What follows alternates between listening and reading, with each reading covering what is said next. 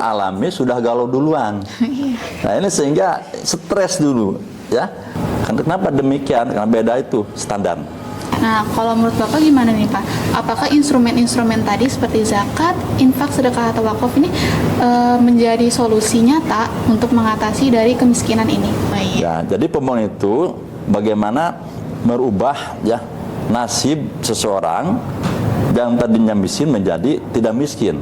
Miskin pengawasan.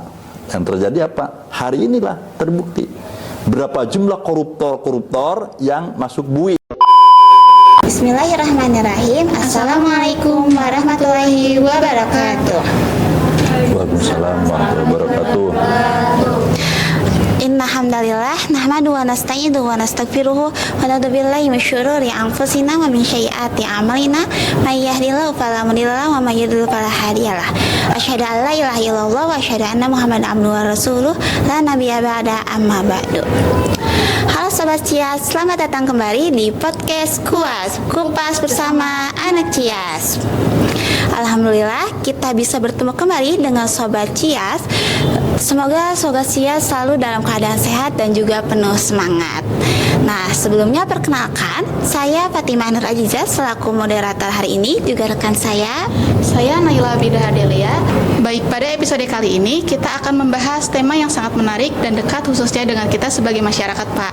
Nah, yaitu temanya pembangunan dan kemiskinan, perspektif Islam dalam mewujudkan kesejahteraan. Nah, kalau kita ngomongin pembangunan nih, sempat terlintas dari kita sudah ada berbagai kemajuan. Salah satunya dari segi infrastrukturnya, ekonomi hingga teknologi.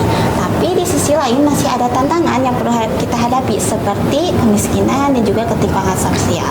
Nah, lalu bagaimana Islam memandang persoalan tersebut?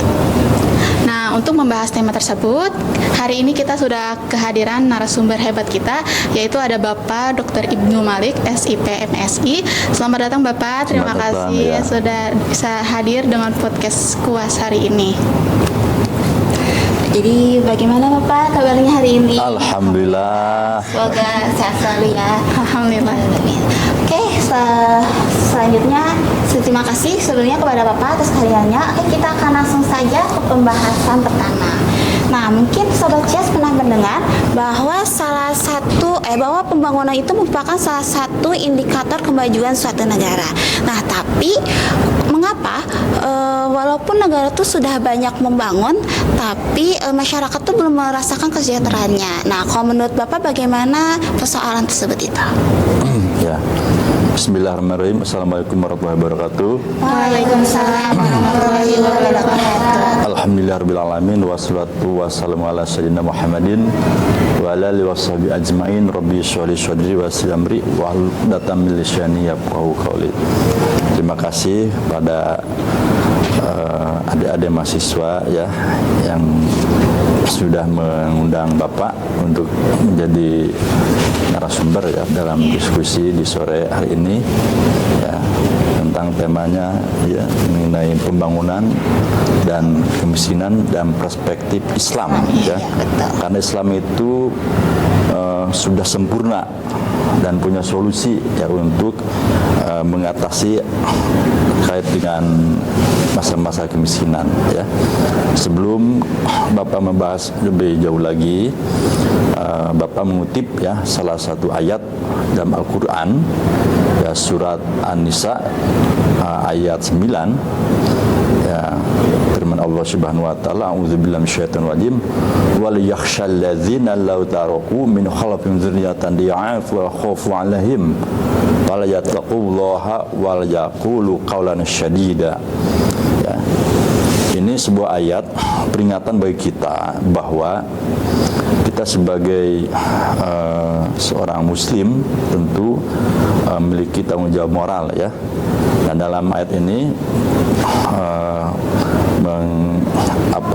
berpesannya bahwa hendaklah orang-orang ya seandainya tentu kan mati ya, seandainya mati itu Allah wala yashalladzina law taraku, seandainya hendaklah merasa takut ya orang-orang itu kita tentu ya. Siapa? Ya kita. Min khalfihim dzurriyyatan di'afa. Seandainya mati meninggalkan setelah mereka itu di'afa dalam keadaan apa? Dalam keadaan khauf, dalam keadaan lemah ya. Dalam keadaan lemah, di'afa dalam keadaan lemah. Nah, lemah ini ada dua pengertian. Satu, lemah dalam arti iman ya. Kita harus khawatir keturunan kita itu imannya lemah gitu ya. Yang kedua, iman dalam arti ekonomi ya, jangan sampai keturunan kita itu dalam keadaan lemah ekonomi ya. Maka ada istilah pembangunan yang berkelanjutan. Ya inilah ya, ayatnya ini. Pembangunan berkelanjutan adalah kita harus meninggalkan generasi berikutnya dalam keadaan apa? Sejahtera. Ya, kita sejahtera. Nah, anak cucu kita harus sejahtera ya. Nah, dalam keadaan satu, sekali lagi, jangan lemah iman. Yang penting yang kedua, jangan lemah ekonomi. Yaitu ekonomi menimbulkan kemiskinan ya. Kalau sudah miskin nggak bisa sekolah ya. Kemudian gizinya buruk ya. Kesehatan juga akan terganggu kan itu ya. Sehingga SDM Indonesia ini menjadi rendah gitu ya. Nah, kalau dikaitkan dengan lemah ini ya, seorang orang tua itu pendidikannya misalkan strata sekolah menengah ke atas ya. Anaknya itu harus di atas orang tuanya. Ya, apa itu kalau sama dan stratanya kelas menengah atas menengah itu dihafal lemah. Jadi harus di atas, itu S1. Minimal S1. Maksimal S3 itu ya, S2, S3 gitu ya. Jadi orang tua itu kita harus punya keturunan yang lebih strata pendidikan harus tinggi. Nah, itu sebagai pembuka ya. Kemudian mengenai tadi apa kita mengartikan dulu ini ya, terminologi dari apa itu miskin ya. Miskin itu dalam arti ada absolut ya, yaitu kemiskinan ya, yang dihitung dengan berbagai batasan ya. Jadi absolut itu dalam keadaan tetap gitu ya, tidak berubah. Kemudian ada yang kedua kemiskinan dalam arti relatif ya, relatif miskin, dan di bawah miskin itu ada apa? Fakir. Ya, fakir itu lebih lemah daripada miskin. Dia itu tidak berdaya ya, tidak punya aset, tidak punya pekerjaan. Ya, itu fakir. Ya, kalau miskin dia punya pekerjaan tapi belum begitu mencukupi untuk biaya hidupnya, untuk kebutuhan hidupnya. Ya. Nah, di sini apa menjadi dalam perspektif Islam ya, orang miskin nih, yaitu orang yang tidak mampu memenuhi kebutuhan hidup dari keluarganya meskipun dia memiliki pekerjaan dan penghasilan ya. Jadi di bawah standar ya, walaupun dia punya penghasilan. Sebagaimana Bank Dunia itu standarnya kan 1.500.000 per bulan pendapatannya ya, itu baru dikatakan sejahtera ya, di atas. Kalau di bawah itu miskin ya, itu Bank Dunia ya standarnya. Nah, coba kita perhatikan masyarakat Indonesia ini pendapatannya nyampe enggak segitu ya, 1,5 1.500.000 per bulan. Banyak sedikit kira-kira. Artinya kalau di ekonomi sekarang sedikit sih. Sedikit ya, sedikit. Ya. Nah, itu masuk ke miskin kalau begitu standarnya nih. Nah, kalau istilah fakir, ya, orang fakir itu ya, itu memiliki penghasilan sama tidak memiliki, ya maaf, tidak memiliki penghasilan sama sekali, sebab ada alasan syar'i seperti dia tuh sudah lansia ya, sakit-sakitan, atau sibuk karena dia itu berdakwah, bisa saja begitu. Ada fokus berdakwah. Ya. Kemudian apa yang menjadi alat ukur ya kemiskinan itu?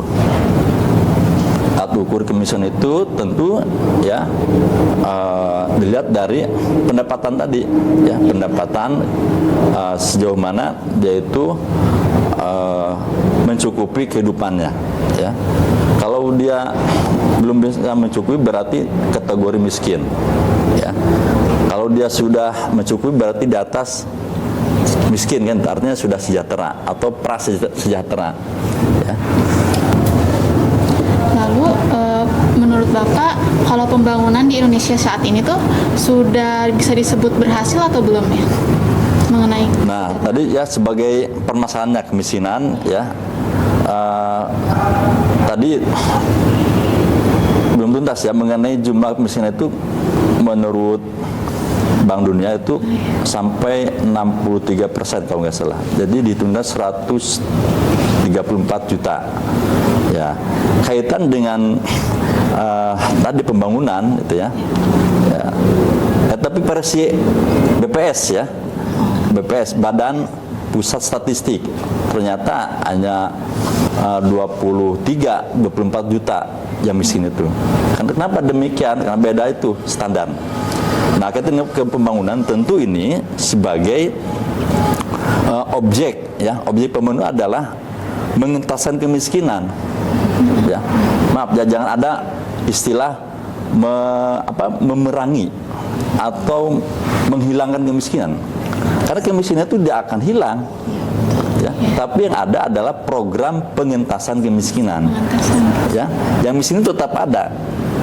Tidak akan sebut ada yang kaya, ada yang miskin ya begitu ya.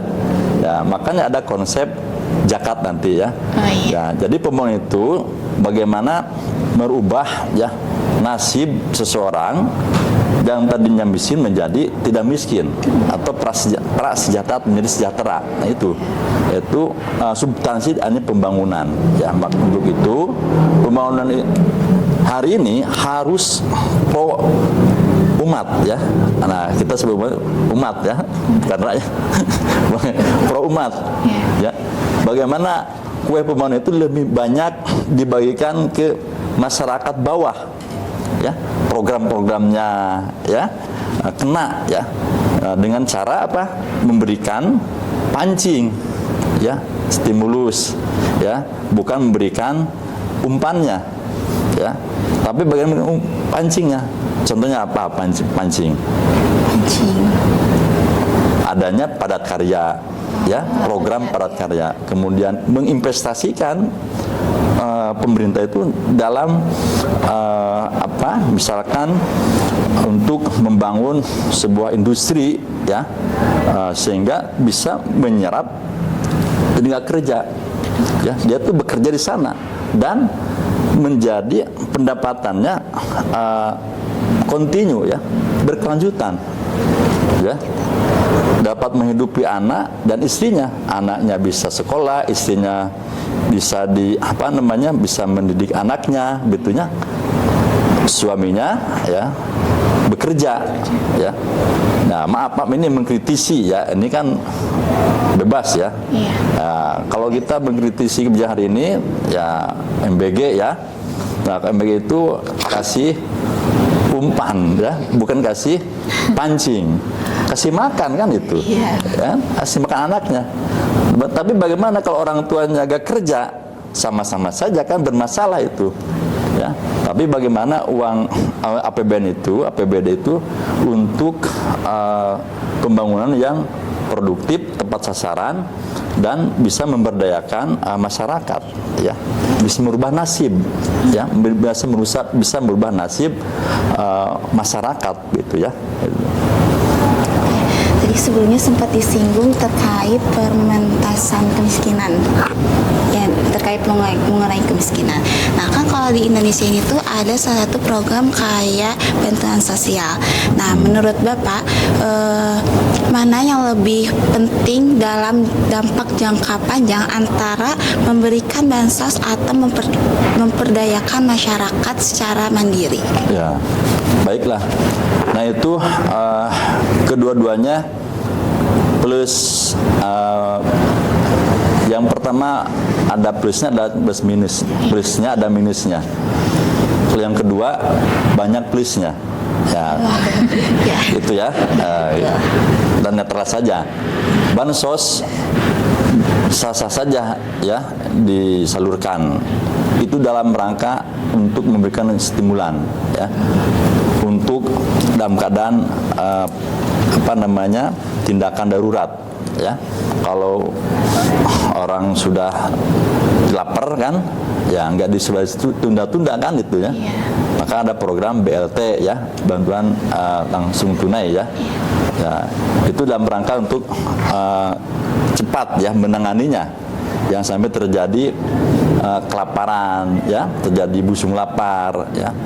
Nah, dengan program itu ya, dan itu sifatnya harus sementara ya, tidak terus-terusan. Nah, itu harus merubah tadi bansos masuk, kemudian ada tadi itu yang kedua apa? Pemberdayaan ekonomi. Pemberdayaan ekonominya iya. ya, jadi dua-duanya simultan berbarengan ya. Sudah kenyang perutnya, terus dia bisa bekerja ya. Jadi program tersebut bagus ya, tapi dengan catatan yang pertama itu harus selesai gitu ya. Artinya jangan terus-terusan ketergantungan, harus ada perubahan ini nasibnya itu ya, ya gitu. Jadi yang kedua pemberdayaan ekonomi. Nah ini tadi itu bagaimana daya beli masyarakat itu lebih meningkat ya, dengan cara pemberdayaan ekonomi itu salah satunya membangkitkan usaha kecil menengah UMKM ya, atau home industry ya. Jadi di masa itu banyak home industry ya, banyak yang diproduksi, baik itu kuliner ya, baik itu hasil kerajinan ya, hasil kerajinan oleh keluarga tersebut dan bisa dijual dan penghasilan dan dapat menjadi daya belinya meningkat gitu ya. Dan diharapkan setelah jadi UMKM jadi industri menengah kan itu ya, dia merekrut tenaga kerja. Nah, yang tentunya dia itu sendiri ya bekerja kan itu ya, misalkan bikin kerajinan baju ini bayi misalkan ya, jahit ya. Nah, kemudian karena modal terbatas ada bantuan dari pemerintah itu ya, yang sifatnya bergulir atau ya, atau itu hibah. Karena ini ada modal kemudian permintaan bertambah, maka merekrut tenaga kerja ya, membuka lapangan kerja. Nah itulah ya. Nah itulah yang kedua, program yang pemberdayaan ekonomi. Nah itu Ya, berarti dapat dipahami ya bahwa penerimaan bantuan atau bansos juga memang diperlukan, tapi harus secara berbarengan dengan adanya pemberdayaan masyarakat agar dapat meningkatnya kualitas masyarakat, juga meningkatnya kesejahteraan masyarakat. Kurang lebih seperti itu ya Pak? ya, betul. Ya, selagi ini tadi yang ketergantungan bansos ya, BLT, karena direkrut menjadi tenaga kerja di tetangganya, dia kan sudah berpenghasilan ya. Misalkan tadi 1.500.000 per bulan. Pertanyaannya, apakah masih masuk database Kemensos atau di desa enggak? Enggak, ada dicoret gitu. Enggak masuk lagi prioritas. Sudah selesai. Berarti di sana angka kemiskinan di desa X misalkan ya, misalkan 500 jiwa. Karena ada program pemberdayaan di sana ya, program BLT sudah masuk ya, berjalan kan itu, karena langsung dikonsumsi kan itu ya. Masuk lagi program pemberdayaan ekonomi. Nah, dengan program pemberdayaan ekonomi tersebut ya, karena permintaan itu meningkat pasar itu, maka didukung oleh modal dari pemerintah dari ekonomi tadi, dan akhirnya merekrut tenaga kerja bekerja di sana ya. Dan tidak lagi ketergantungan terhadap bansos. Sudah selesai, berarti kan menurun misalkan 500 jiwa, yang direkrut misalkan ada 200 orang, berarti berapa yang menurun angka kemiskinan? Sekitar Dari 500 direkrut 200, tinggal 300 lagi. Pertanyaannya, ringan nggak pemerintah gitu?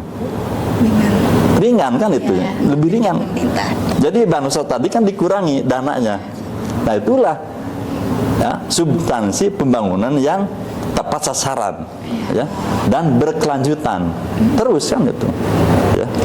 Jadi dengan adanya pemberdayaan ekonomi masyarakat tuh bisa mencapai orang-orang yang membutuhkan, sehingga orang-orang yang awalnya membutuhkan tuh juga dia dapat mengolah gitu apa sih yang awalnya kondisi sosialnya susah, sehingga dia bisa meningkatkan kualitas dirinya agar mencapai kesejahteraan gitu. Ya betul. Ya. Oke, mungkin Sobat Cias, pada pembahasan kita sudah membahas terkait hubungan antara pembangunan dengan kesejahteraan. Untuk pembahasan selanjutnya kita akan masuk ke pembahasan yang gak kalah menarik, yaitu tentang bahwa Islam itu menawarkan solusi untuk mengurangi kemiskinan dan juga mewujudkan kesejahteraan. Nah, Tene ketika mendengar persoalan tentang ini, apa sih yang Tene pikirkan? Di dalam Islam kan kayak terdapat instrumen kayak zakat, infak, sedekah, wakaf. Nah, banyak orang tuh menganggap bahwa instrumen itu tuh hanya sebatas sebagai ibadah saja. Nah, kalau menurut Bapak gimana nih Pak? Apakah instrumen-instrumen tadi seperti zakat, infak, sedekah atau wakaf ini menjadi solusi nyata untuk mengatasi dari kemiskinan ini? Jelas. Dan itu merupakan perintah dari Allah Subhanahu wa taala sebagai solusi yang paling tepat ya, solusi yang paling tepat dengan konsep zakat, infak dan sedekah ya. Jadi sesuatu yang keliru ya kalau ada ungkapan bahwa zakat hari ini tidak populer.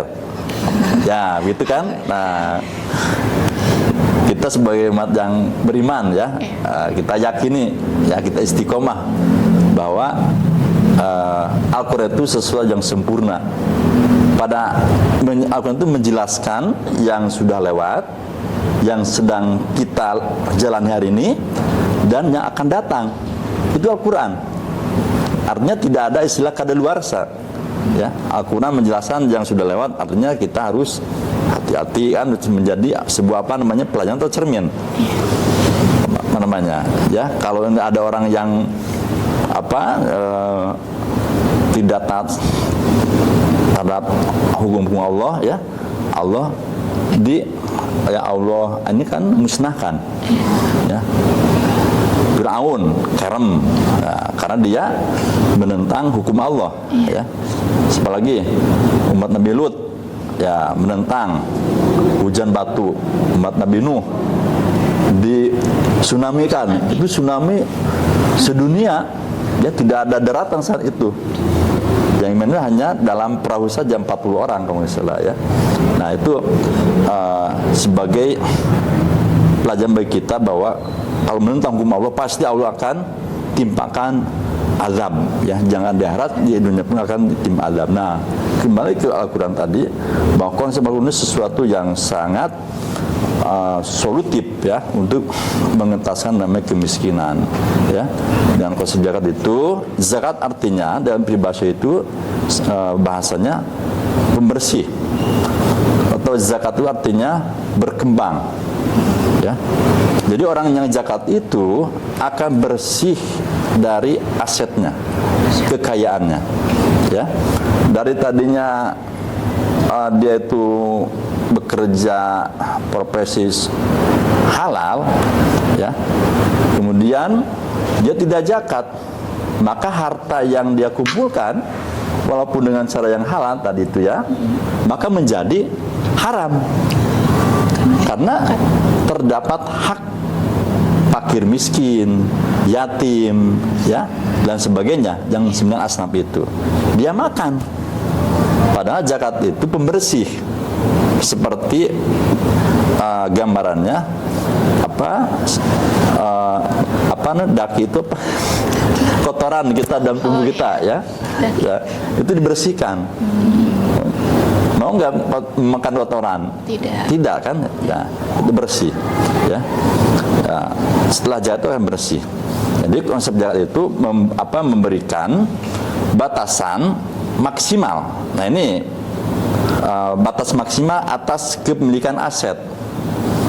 Ya, seperti seseorang misalkan dia itu mendapatkan gaji ya 8 juta per bulan. Nah itu namanya masuk ke zakat profesi.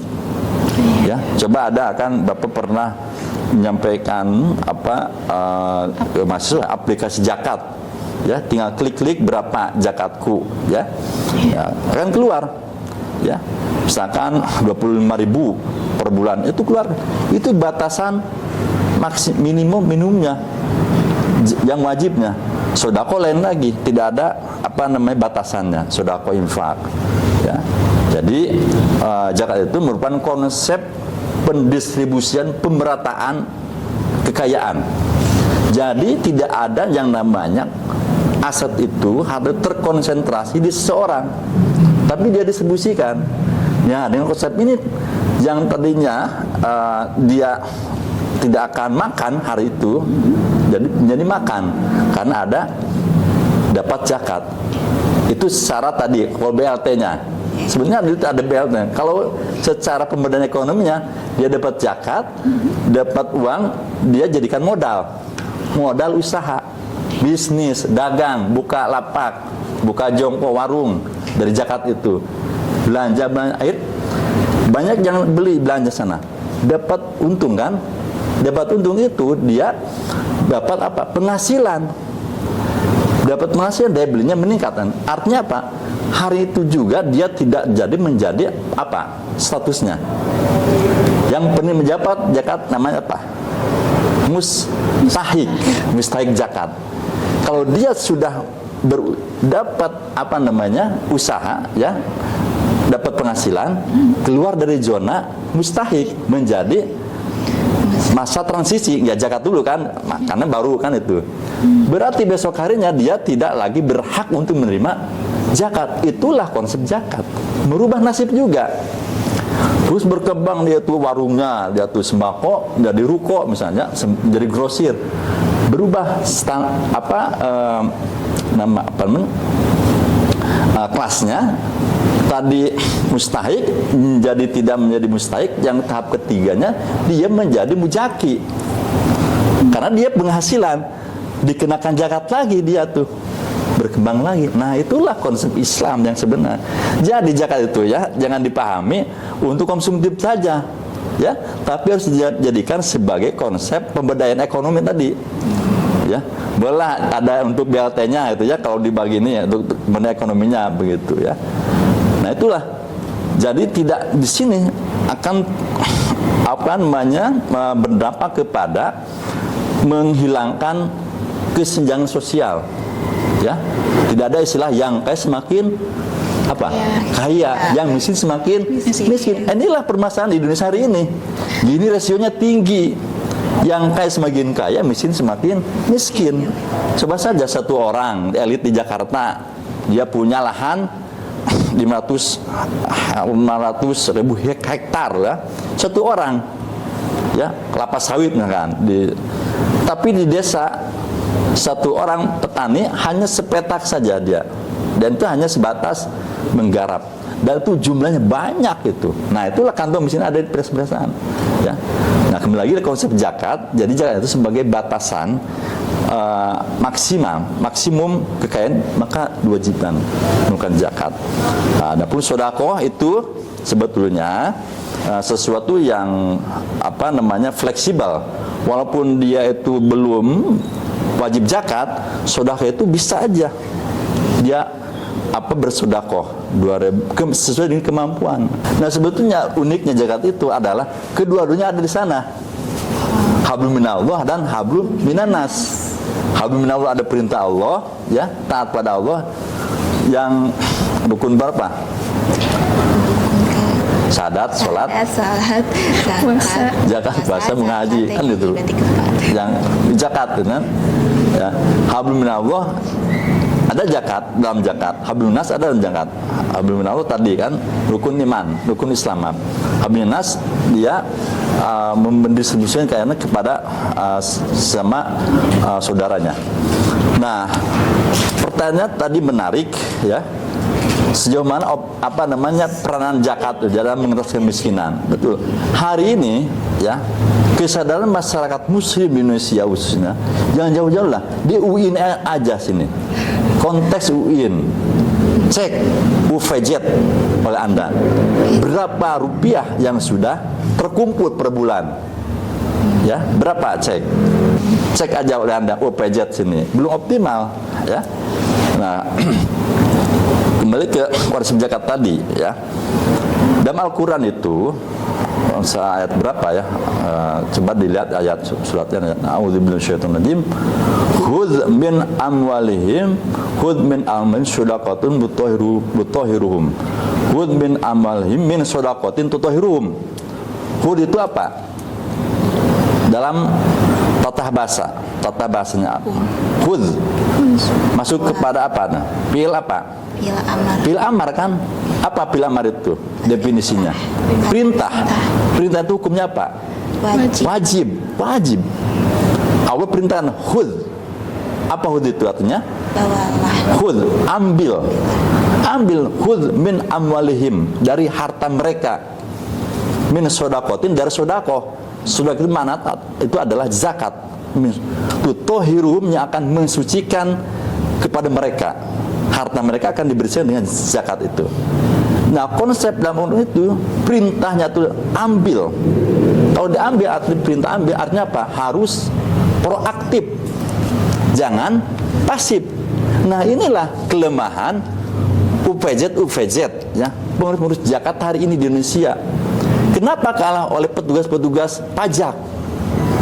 Petugas pajak kan proaktif dan sebagainya kan itu, sehingga optimal. Nah, kenapa zakat tidak seperti konsep mekanisme penarikan seperti pajak? Ya. Zakat mau hutang ke Allah, ya, yang harus penuhi. Ya. Nah, untuk itu ya konsep zakat itu optimal satu ya. Ininya petugasnya harus aktif, proaktif dalam hal penarikan pemungutannya. Ya, karena dalam Al-Quran juga di sana ada hak untuk amilin, ada dana operasionalnya. Jadi jangan ngomongin diri sendiri, padahal dia sudah wajib zakat misalkan ya. Nah, nanti akan lagi dosanya bagi dia kan itu ya. Hutang sama Allah itu jangan salah ya. Kemudian yang ketiga apa? Harus ada database. Baik, Bapak tadi Bapak menyebutkan kalau sekarang mah jangan cari kerja dulu, jangan takut cari kerja. Nah, sedangkan kalau kita generasi muda tuh kayak ntar habis lulus gimana ya, kerja di mana ya? Ada kekhawatiran dari awal nih. Nah, jadi gimana sih biar kita tuh gak takut untuk cari kerja sebenarnya? Ya itulah kekiruan kita. Belum juga dialami sudah galau duluan. Nah, ini sehingga stres dulu ya. Belum juga dihadapi sudah sudah khawatir. Nah, tentu bagus juga kekhawatiran sebagai tindakan preventif ya. Kehati-hatian dari sekarang. Artinya apa? Harus ada efek ya dari miskin pengawasan. Yang terjadi apa? Hari inilah terbukti berapa jumlah koruptor yang masuk BUI, berapa jumlah, padahal dia itu seorang profesor, jenderal, ya, yang kemarin itu kan kepala apa itu? MBG.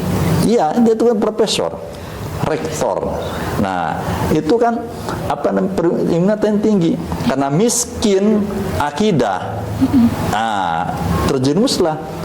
Berdampaklah kepada masyarakat. Masyarakat apa? Masyarakat kecil yang harus dana itu terdistribusikan dia tahan. Maka muncul kemiskinan lagi. Ya, ini berdampaknya negatif. Ya. yang ternyata itu jiwanya tidak ada, jiwa kosong itu akidahnya, ya. Maka masuklah prinsip-prinsip pengetahuan keyakinan namanya sekuler. Ini bahaya. Sekuler itu kan memisahkan antara kehidupan agama dan negara.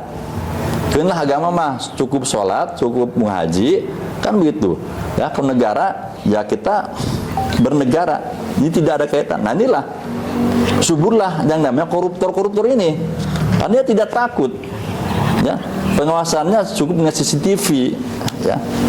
Nah, jadi kembali lagi, insya Allah Anda ini yang dipersiapkan sebagai generasi muda, penerus bangsa, pengganti generasi yang hari ini, ya, yang akan Anda memegang peranannya, ya, yakin, ya, Anda bisa jadi seorang berperan di pemerintahan, ya, di eksekutif, legislatif, ya, yudikatif, kemudian sebagai pengusaha, ya, dengan dibekali ilmu yang ada di Fakultas Administrasi Publik ini, ya. Jadi kembali lagi kita harus memiliki jiwa entrepreneurship, dan kita yang kedua, Anda ini sebagai generasi muda harus optimis bahwa masa depan adalah milik Anda, gitu. Jangan orang tua Anda harus tetap minta doa, ya, kemudian orang tua hormati, ya. Kalau Anda punya rezeki, berikanlah ke orang tuamu, ya. Berarti sebenarnya kita sebagai generasi muda gak harus takut ya untuk mencari pekerjaan, karena balik lagi juga kita harus tingkatin dulu nih skillnya sama kemampuannya, karena pasti ke masa depan itu pasti tergantung dari kitanya juga nih, bisa ningkatin skill sama kemampuannya atau enggak. Terus terkait persoalan bahwa persoalan kemiskinan itu hal yang susah untuk dihadapi, sebenarnya itu balik lagi ke kita untuk menghadapi kemiskinan iman kita. Kalau kita bisa kalau kita bisa ningkatin iman kita dari hal sederhananya aja, dari kayak akhlak atau hormat ke orang tua atau ke teman, itu saja bisa meningkatkan kemiskinan iman kita. Nah, mungkin tambahan. Baik, mungkin ini ada sesi terakhir, Pak. Menurut Bapak, atau sepatah dua kata aja dari Bapak buat kita sebagai generasi muda terkait pembangunan dan kemiskinan ini. Ya, jadi pembangunan itu merupakan tindakan pemerintah dalam rangka mengupayakan supaya terjadinya perubahan ke arah yang lebih baik, ya, yang tadinya infrastruktur itu tidak ada menjadi ada, yang tadinya masyarakat miskin itu sekian puluh juta menjadi menurun sekian juta lagi. Itu pembangunan. Jadi pembangunan itu yang ada perubahan ke arah yang lebih baik. Tapi jangan ada pembangunan itu arah ke yang tidak baik, ada negatifnya, ya.